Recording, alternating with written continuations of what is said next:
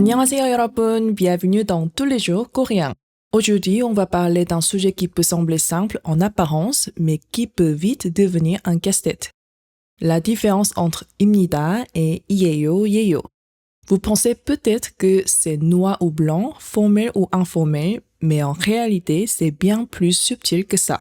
Et surtout, ne vous inquiétez pas, même si vous mélangez un peu, les Coréens ne vont pas vous juger. On comprend que vous apprenez et c'est déjà génial d'essayer. Allons découvrir ensemble comment les Coréens jonglent avec ces deux formes. La base, c'est quoi la différence? Tout d'abord, 입니다 et 이에요, 예요 signifient tous les deux c'est ou je suis. La principale différence réside dans le niveau de formalité. 입니다 est très formel et poli, souvent utilisé dans les présentations officielles, les discours ou les contextes professionnels. 이에요, 예요, plus naturel et poli, utilisé dans la vie quotidienne, avec des inconnus ou dans des conversations normales. Par exemple, 저는 학생입니다, qui veut dire je suis étudiant. Très formel, presque comme si vous faisiez un exposé. Ou 저는 학생이에요, qui veut dire également je suis étudiant, toujours poli mais plus naturel dans la conversation. D'ailleurs, comment on peut savoir lequel utiliser entre les deux? Si le mot se termine par une consonne, utilisez 이에요. Si le mot se termine par une voyelle, utilisez 예요.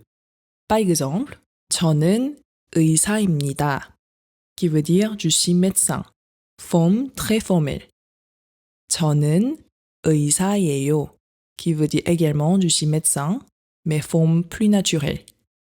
Ou avec l'autre mot qui se termine par une consonne, on utilise 예요.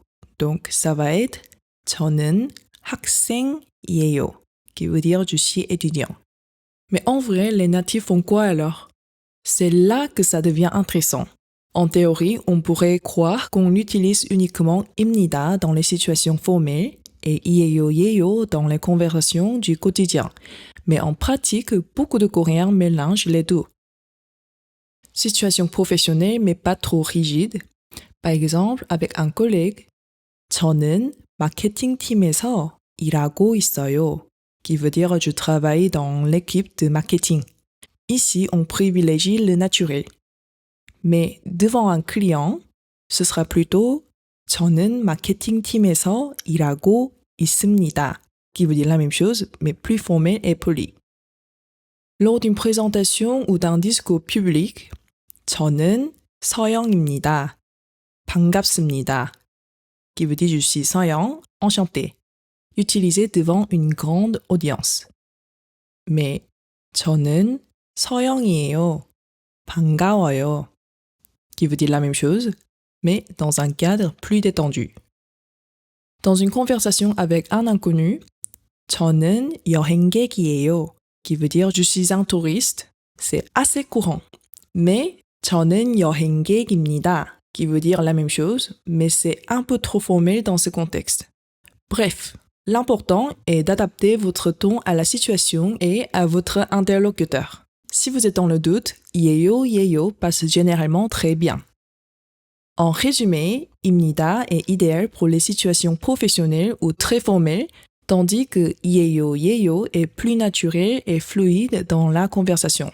Mais n'oubliez pas, les Coréens jonglent souvent entre les deux en fonction du contexte. Ne vous inquiétez pas trop, même si vous faites des erreurs, personne ne va vous juger. L'important, c'est de pratiquer et de s'amuser en apprenant. Merci d'avoir écouté cet épisode et on se retrouve bientôt dans un nouvel épisode de Tous les jours coréens. 다음에 또 만나요. 안녕!